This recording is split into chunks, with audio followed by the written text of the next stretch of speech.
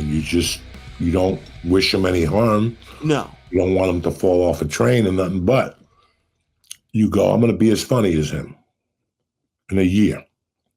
Mm-hmm. He could do that, I could do that. It's like when you start with a guy. There's always that guy that you started 2 weeks before, or he started 3 weeks after you in Boston. And after about 3 months, you become friends and you're doing the same things. But he got into Laugh Boston, you got into City Winery, and all of a sudden, you're like, what am I doing wrong? And then he gets you in over at Laugh Boston. Now it's worse. You're MCing, and he's a feature, Right. And you know what? It should mess with you a tiny bit. Maybe let you know you didn't work hard enough. Maybe you weren't at the right place at the right time. Maybe you rubbed the owner of the Laugh Boston wrong. There's 1,000 things that are beyond your control. You were at a club one night, open mic, and the manager from Laugh Boston came in, and you had 3 beers in you, and you went up to him, when am I going to get booked at Laugh Boston? I'm a funny Jew. Okay. Check, please. Right. There's 1,000 variables. But at the end, you look at that person, and you go, God bless him. And then you go on your mission. And that's when you put the fireman hat on, like we discussed.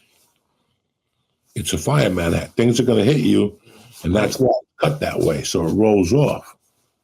And you're moving head first. Like, you always want to keep your chin up, but at this point in your life, you're working like this, and you're damaging your third eye because you got to steamroll past the bullshit. And there's going to be a lot of it. Some of it is self-inflicted. Some of it is you bring it on yourself, and some of it is nature. Not everybody's going to like you, Lee. Right. You look at those people and go, you know what? Don't go, I'll be back here in 3 years when I'm headlining. Fuck you. You don't know what Thank you for your time.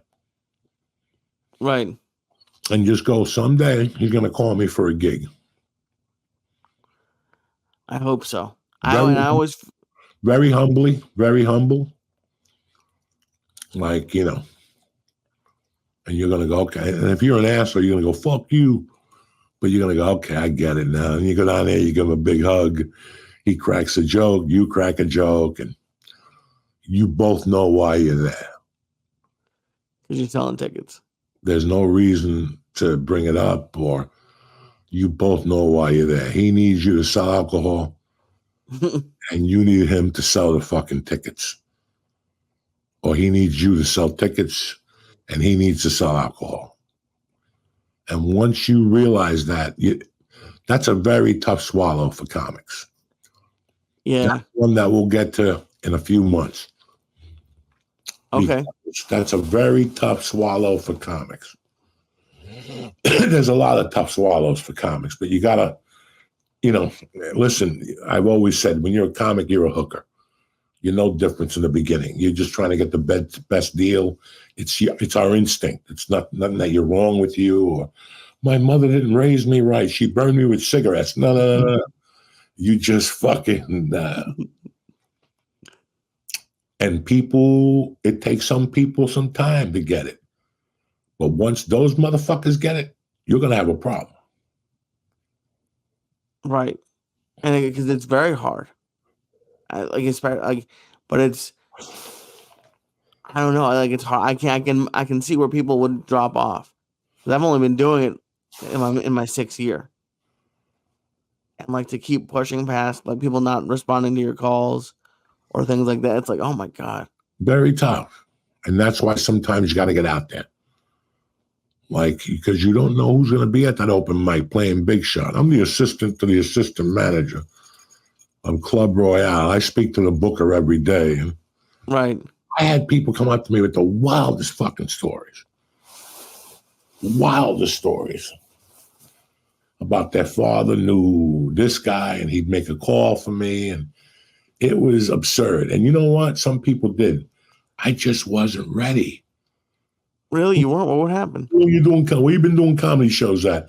New York Comedy Club, and this player. Do you know this guy? That? No, not really. I heard of him. He's fucking great, that guy. Okay. Are you getting paid for your gigs? Nah, but I'm fucking funny, man. I'm telling you.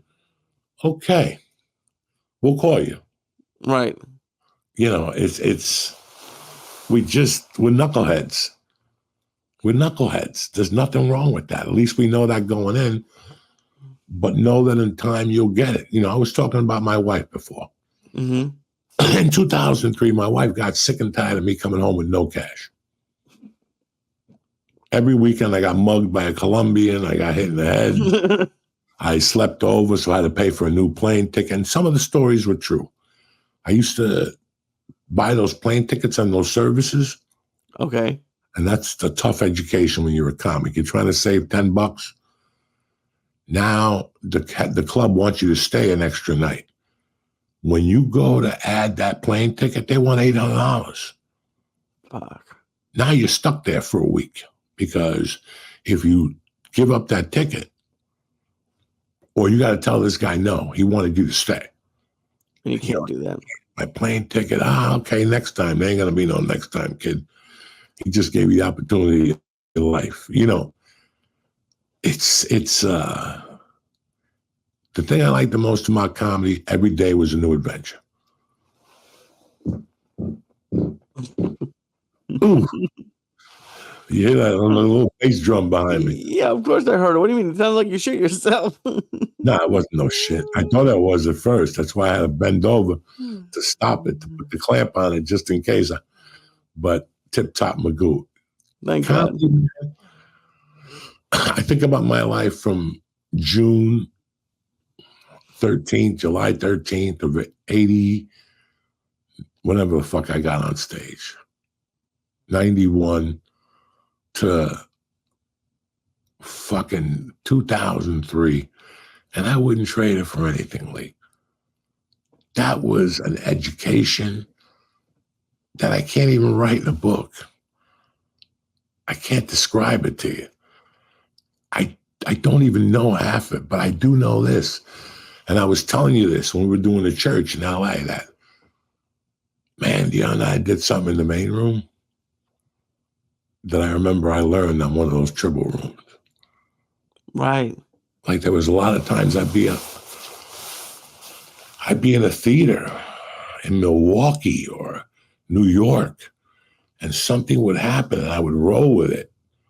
And I'd go, wow, that's something that I learned 24 years ago.